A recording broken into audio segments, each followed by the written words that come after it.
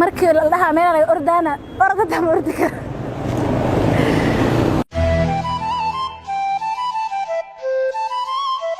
waxaan rabaa inaan calool aan ku yeesho alxamdulilah hadda waa calool yar oo soo baxday. midda kale qofku markuu raashinka excessive ka qaato dee caloosha waa muruq dee way sii weynaanaysaa.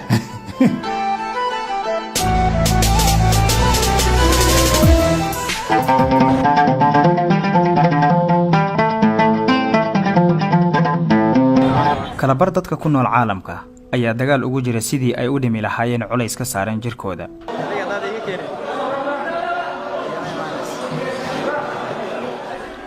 khubarada caafimaadkuna waxay aaminsan yihiin qofkii uu cuslaado jirkiisu ama uu ka muuqdo cayil uu halis ugu jira cudurro fara badan.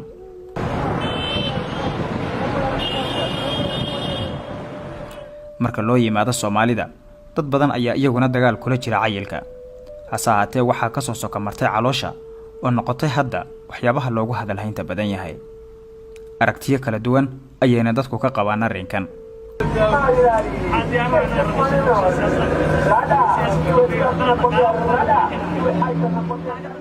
qaar ayaa ku faana oo sheega in qofka caloosha leh uu u muuqdo qof mas'uul ah oo la aamini karo, sidaa darteedna la badsado cabidda shaaha cadayska iyo cunooyinka ka samaysan burka sida bariiska iyo baastada oo la sheego inay qayb ka yihiin waxyaabaha kobciya koritaanka caloosha. caloosha wallaahi faa'iidadeedu waxa waaye horta waxay ka mid tahay mas'uuliyadnimada ka mid tahay oo mataqaantaa maantayto ninka caloosha la iyo ninka caloosha lahayn waxay ku kala duwan yihiin. ninka caloosha la badanaa markii la arko waxa waaye dadka hore ka aaminay, laakiin nin aan calool lahayn macnaha waxa loo arkaa inuusan mataqaanaa waxa mas'uuliyad ay ka muuqan. waxaan rabaa inaan calool aan ku yeesho alxamdulilah hadda waa calool yar oo soo baxday. waan si jeclaa inay sii weynaato haddana calool lahayn waxa waaye wax ma noqonayso cid ku aaminayso maba lahaaba. calool haddaa yeelatan waxa waaye mas-uulaab lagu noqdaa Soomaaliya. shaahu waa sharaab uu u baahan yahay jirka, balse caanaha badan ee lagu daro ayaa mararka qaar keeni kara in caloosha qofka ay soo buurato.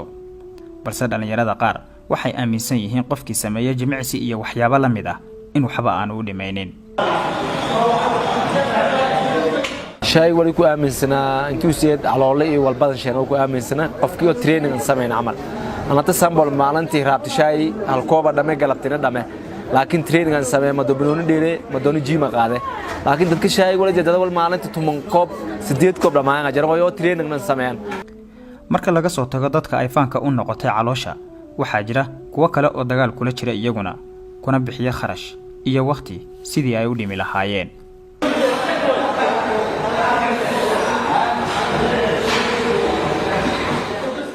caloosha wax fiican maaha adduunyaha badanaa waa aragteen caloosha aad baa looga dagaalamaa marka sideedaba caloosha waxay keentaa yani cudurro badan way keentaa quruxda hataa way dishaa qofka caloosha leh surad uma labisan karo.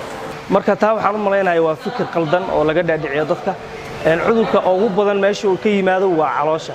calooshaada hadday mataqaanaa faadka uu ku badan yahay qarasti baa badanaysa wax walba marka cudur walba aad u jilcaysaa inuu ku yimaado. marka waxaan kula talin lahaa dhalinyarada intay yar yihiin inay exercise-ka badiyaan calooshana iska jaraan. sanadihii dambe waxaa soo shacbaxay waxa loogu yeero six pack oo ah in qofka uu dhiso jirkiisa gaar ahaan caloosha, waxaana arrinkaasi ay aad u soo jiidatay hablaha. iyaguna waxay ka qabaan aragtiyo kala duwan gaar ahaan ragga caloosha leh. xagga salaada kuma wanaagsano hadii la yiraahdo orod kuma wanaagsano xagga sariirtan aad ugu wanaagsano marka ragga caloosha leh inay iska jiraan baan doonayaa. nin calool leh Soomaalihan horta way dib badan yihiin mid horeysa waa cudur badan yihiin cudur waxay qabaan dhiikar camal ku dhaca markaas ku dhaca qaadistiisa waa dib badan tahay markii la dhahaa meel ay ordana orda ma ordi karo.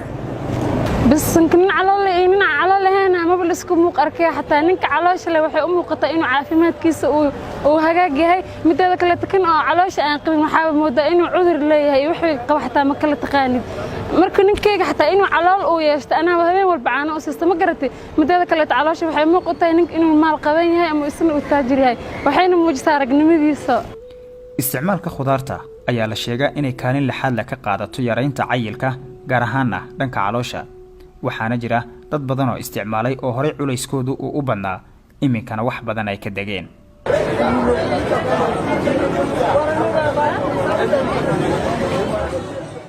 aniga waxaan miisaankayga 75 now waxaan ahay 65 waxaan ku riday waa xabxabka liinta babayga waxaas waa qudaartaas waaye caafimaad baa ku jira meeshaan baasti bariis ku riixi jirnay canjeero alaabtaana cunayaa 3 months aan cunaya wax kale ma cuno taaseed hase ahaatee isweydiintu waxay tahay maxaa keena caloosha caafimaadka se dhibaato intee leeg ayay ku haysaa marka caloosha waa artay area badan bay leedahay meelahana waxaa weeye meelaha faadku uu ku badan yahay jirka maxaan ku rahdaa caloosha xuub oo dufanaha dul saaran waa meesha ugu dufanka badan bay ka mid tahay calooshu maxaan ku rahdaa dusheeda sidaa daraaddeed faadkii meesha ayada ahayd ayuu wuxuu ku samaynayaa accumulation oo ku badanaya sidaa daraaddeed ayay dadku calooshu ula soo buurataa marka diet exercise raashin maaragtay dheelitiran